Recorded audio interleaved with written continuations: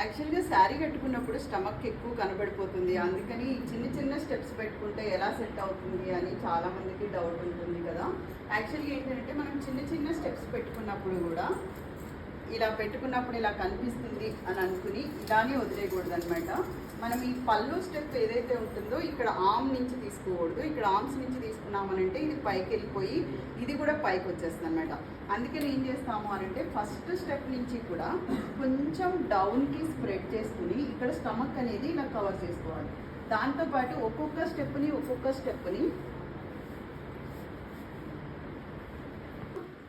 మనకి stomach cover అయిపోతుంది, దాంతోపాటు శారీ కూడా నీట్గా కూడా కనిపించేస్తుంది అనమాట. ఇక్కడ వచ్చేవరకల్లా జ్యువెలరీని కూడా కవర్ చేయకుండా ఇక్కడ నుంచి మనం తీసుకున్న స్టెప్ని కొంచెం ఇలా పైకి అనేస్తే కనుక ఇక్కడ కూడా పర్ఫెక్ట్ షేప్ కూడా వస్తుంది.